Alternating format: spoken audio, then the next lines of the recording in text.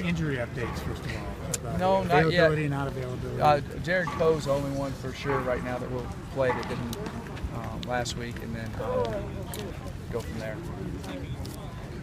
Dejon Wilson had listed as back spasms coming into the season. Is he done playing football, or do you expect him back at some point? He's still working on everything. When you talk to these seniors kind of about their legacy that they're trying to leave here, what kind of things come up, and what kind of things do they need to, or do they want to do in these last 5 games? First of all, they want to win every one of them. And I think they've seen how the program has improved since they've got here, and they like, of course they'd like to have won more games, but they want to win more games here at the end and keep it going. And they've left a good legacy of work ethic, of character, and done a lot of things like that have been really very special. They've been good leaders and taken some of the young guys under the wings that people don't see. And so, besides all the stuff just on the field, so I'm pleased with what they've done, and they're not finished yet, and they would like to go out of here with a bunch more wins. You talk a little bit about the versatility that Donovan League brings to you guys, receiver, running back, and it seems like he's having more and more of a role. Yeah. Donovan, he brings a lot to the table. He can run the football. He can catch it. He understands, receiver routes out when he lines up out there, so you can move him around. He also can play tailback in the eye. He can play, running back in the halfback type spots. So he's able to kind of be a jack of all trades. You put him in the game, he can be a lot of different spots and execute those spots well. Is he a little more powerful than he looks? I mean, yeah. He had a couple of runs. No, he is powerful. He's slippery. Kind of just gives him that loose hip and just kind of gets through him, Injuries and adjustments on defense. Uh-huh. Coaches don't like to use injuries as an excuse, but sometimes those injuries are an explanation. The run of injuries that you've had, particularly the inside linebacker spot, is this normal or an abnormal level of injuries, do you think, because you're going to have injuries in a year, right? Yeah, it's abnormal. It hit that one position. So that was like last year, it kind of hit safeties all at once.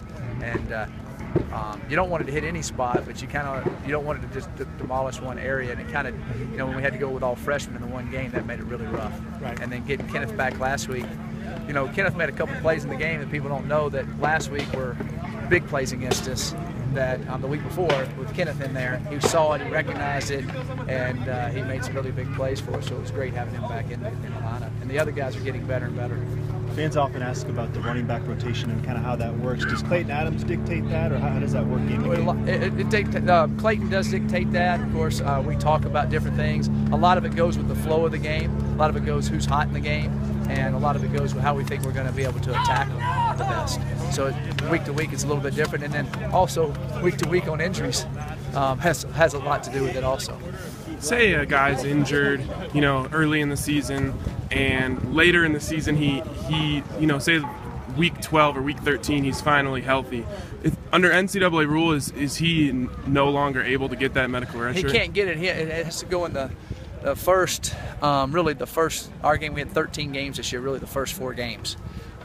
That's something that we've written up and sent into the NCAA to say that a kid, any 4 games in a 12 season or 13 game season, if they played anywhere in there in the 4, you ought to be able to play them. So, you have a couple guys go down late and you have a kid that's redshirted, but he could play 2 games and help the team win and help the team go and be able to play but still keep his red shirt. To me, it makes logical sense, but I think they should, but they don't. It's in the first 4, which is kind of, it seems like to me it ought to just be a percentage of the games within that year. Are you able to hold him out if he got healthy, just before the last game of the season? Would you be able to say, we're just going to hold you out so we can get that red shirt? Yeah, if you get to a point where they've been injured most of the season and they can't play and they can't go and they've been trying to go, yes. I mean, that's detrimental to the kid. You're able to do that. So, but it's got to be an injury that shows that they've been hurt and all that, and they've been trying to get back, and they've had countless treatments, and they've been seeing doctors and that type of thing. It can't be he had a cold, type of thing for a medical. Now, you can redshirt a kid that's just a period redshirt if you hadn't used his redshirt year. So when you look at this defense, do you look at it, man, they've got to play better, or they're playing really well given the setbacks injury setbacks and the depth setbacks that they've had? Our defense. Yes. You know, we always want them to play better, you know, we've played really, I think, very good in some pretty long spurts, and then played really bad in some spurts.